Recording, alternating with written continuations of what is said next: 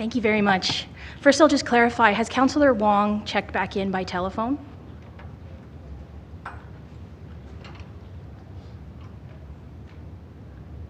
I'm only curious because I took some notes to some of the questions he asked earlier, and I don't want to beat up on a guy that's not in the room. So I can give you his email address. That's cool. That's cool. Okay. I think I can find him, and it's not a big deal. But I just wanted to know if he was going to be here, I could address him directly on some points. So my name is Christine Laing, L-A-I-N-G. I am the co-chair for the Environment Research Action Team of the Calgary Alliance for the Common Good. We represent over 30 organizations, faith groups, unions, civil society organizations that collectively represent over 30,000 Calgarians. I'll take a small pause again to thank Councillor Pootmans for being the last councillor in the room. It is very nice to have somebody to make eye contact with. I really appreciate that. So, many councillors are already aware of our past work on environmental issues. We've advocated for green buildings to be built. We've advocated for NMAX to go net zero. And of course, we advocated for the completion of the Green Line, and we'll continue to circle back to those issues as they come along. And I'm going to keep your 100% streak today and say, of course, we recommend that this committee recommend to Council to adopt the revised climate strategy. And I don't really have much more to say about that because I think everybody collectively here and on the line understands that the strategy doesn't mean very much until you put some hard resources and some real dollars behind it. And we will be checking back in with Council and productively working with Council and administration in various capacities to check in on that during the budget questions coming up in the months ahead. But why am I here, I guess, if I didn't have much to say on behalf of the Alliance? I have 6- and 8-year-old boys. And that should be enough. That should be a reason in itself for just standing up and coming here. And I think we also all know that it hasn't been enough. The repeated cries for people in the shoes of the decision makers gathered here and tuning in here today to think of the children, my God, think of the children, hasn't been enough to put some hard decisions and hard dollars and some backbone into our regulatory environment and cost decisions. I was 10 when the world signed on to the Rio Declaration. I have been around more nice little environmental fairs in my lifetime than I can count since the time when I was the age of the people coming up to speak to you from Fridays to Future. And I will say that my children do not have the luxury of 30 years of misplaced trust. Something else you will know from working with the Calgary Alliance from the Common Good is that we also have a heavy focus, driven by our membership, on mental health in our city and improving mental health crises throughout our city and the reasons that they occur. And they are myriad and they are overlapping. And of course, we have to work on various fronts to improve those. But by the end of your strategy's term, 8 years, I will have 14 and 16-year-old sons. They are 6 and 8. They get it. They're inundated in this, but they don't really get it. And by the time they're 6, 8, 10, 12, 14, and 16, at the end of this strategy, they will fully get it. And they will know in their bones if you have taken pretty words and made no action of them. And so my ask to you is to consider that also when you're making some really hard decisions about where you put money. Because like many, many parents, trying to cope with teenagers and children and adolescents and youth in crisis, 8 years from now, I will have no idea how to parent a child in despair. And they will know. So, everyone has said hard choices, everyone has said children, everybody in this room. Some, actually, Bill, I appreciate his comments about the resistance and entrenched resistance and the money behind that. Forces are gathering to yell at you, and they're gathering to yell at you really hard. And they support the status quo, they support entrenched money interests, and they are angry voters, and angry voters with friends. So I ask you to just not to trade my kids' well-being for a quieter public life, and please don't blink. The Alliance is still asking you to put hard money behind this. Now, if Councillor Wong hasn't signed back on again, I can leave some of my responses to his questions to another time and let Tony take the podium. Okay, thank you. Thank you. You do, but remember we're doing all the presenters first and then coming back to questions. But I have you in there. No worries. Mr. Snow, go ahead when you're ready.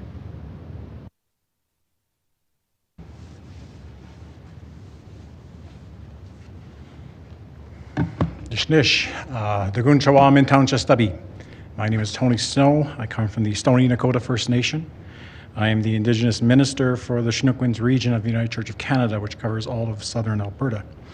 I'm also a member of the Calgary Climate Hub, the Advisory Circle, Climate Advisory Circle for the United Church, a member of the Climate Action Network Canada, and a few other groups that I think are important in bringing acknowledgement to the work of the Calgary City Council, and that I want to speak in support of the goals with a proviso that each of these goals, as they relate to transportation, mass transit, affordable housing, and community mental health, align strategically with the work of the Truth and Reconciliation Commission, the calls to action, and the fulfillment of Canada's commitments to the Indian Residential School Settlement Agreement. Each of these calls to action include reference for municipalities and responsibilities that have been undertaken here through numerous committees and the work of various groups. But in the Calgary Strategic Plan for Climate, there is a necessity to understand that the breadth of that work is intertwined with the work of reconciliation and the work of the calls to action. I'd like to thank Elder and Knowledge Keeper Roxanne Scout from the Kainai Nation, who reminds us of our path. And only the work of communities, but future-minded understanding as well, for our place in this current ecological paradigm as we move toward responsible stewardship with support of Indigenous communities. We speak of clean, connected, and protected communities. We also need to speak in terms of supported.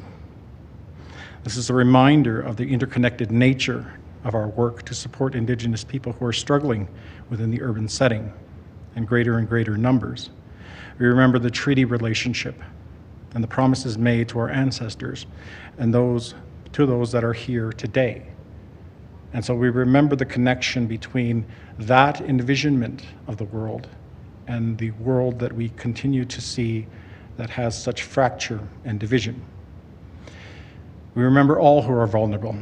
When it comes to the social ills we try to regulate in forms such as this.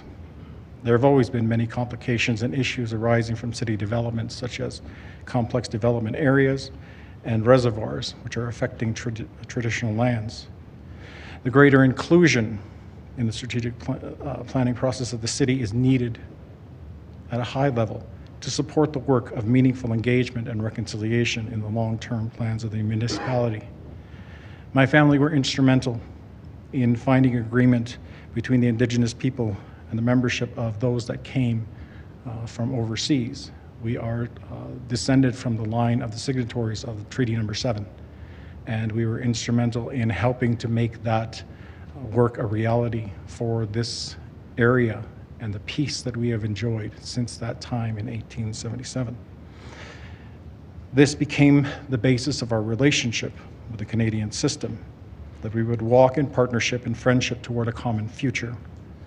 The Calgary Climate Strategy must similarly observe this protocol to concern its impact on not only on the built environment and transit, but to make Calgary a more livable city for all the citizens, including the Indigenous population. As we struggle to find balance in our work towards reconciliation, let us be mindful of the promises and inclusion adversity for diversity. Let us be mindful as our city and our culture becomes more diverse that we meet that expectation. Thanks. Thank you, Mr. Snow, for being here with us today. So, questions from my colleagues. Councillor Demong, I see that you had a question for Asil from Fridays for Future. Asil's not in the audience with us. Would you like to address it to one of the other members of Fridays for Future? No, that's fine. You didn't want to talk about the single-use plastic strategy? Don't know what you're talking about. We'll make sure you have an opportunity to follow up with them if needed, Councillor DeMong. All right. Councillor Pootmans, you had a question, and I believe it was for Christine. Is that correct? Okay, Christine. Yes, thank you, Chair.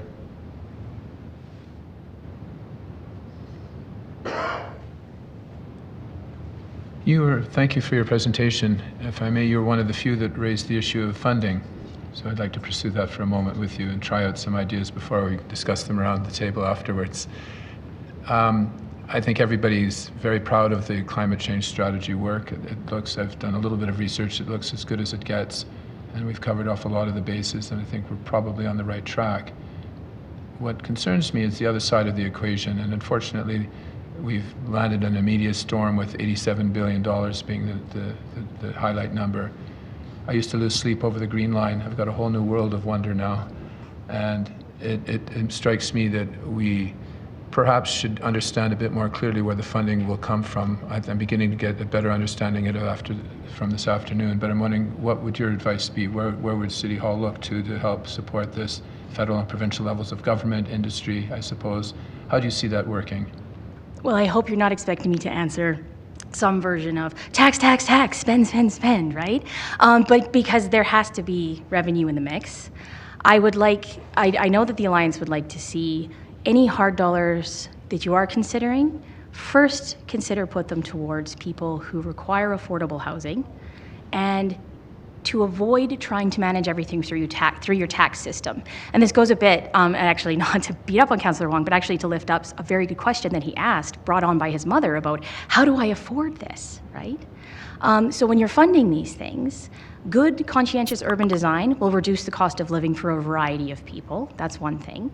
And I think it's worth looking at climate strategies where if you have to spend hard dollars on retrofits for citizens, to look first at citizens of low income and attempting to keep seniors in their place. So that's more outflow. Your SEEP program, I'm enthusiastic about it. I'm not entirely, I don't think it's a one-stop solution, because it specifically targets taxpayers like me who stand to gain from low-cost borrowing on behalf of the city. And part of what I would say in terms of obtaining funding is that you have a bit of a jurisdictional nightmare on your hands in terms of being the lowest order of government, and that's understandable. I think what I would like to see from City Council is the ability to ask very directly and specifically of our provincial government for the funding that it needs and the regulatory environment that it needs that you can't control.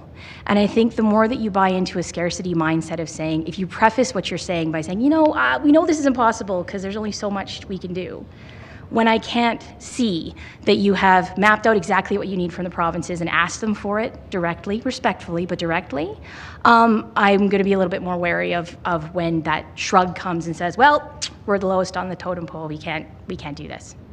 So I would say advocate very hard, as you are doing through the strategy by trying to secure funding from provincial and federal funding partners.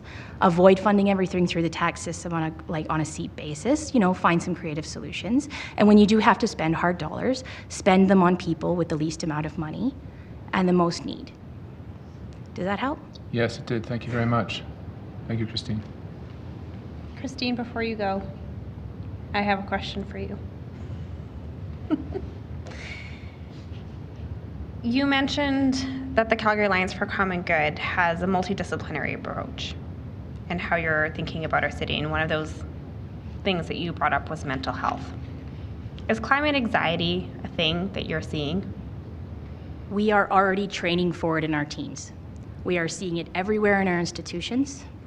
It ebbs and flows, but it's becoming a constant that our members are reporting back to us. It's something they're increasingly have to manage. Parents are increasingly having to manage this. Individuals are having to manage this. One of the things that we talk about most is that the best antidote to despair is action. And that's part of the reason why our members come to places like this and have these conversations and actually dig into strategies like the one you've very carefully prepared and say, how do we actually get this done? And how do we actually create a just society? That action helps, but the anxiety is real, it's growing. I can only do so much as a parent. right? We're all in the same boat on that one. Thank you. That concludes this panel of speakers. We're going to move on to our last panel of speakers. Thank you all. So I'm just going to confirm who is with us in chambers and who may be joining us online. I have Travis Dahl.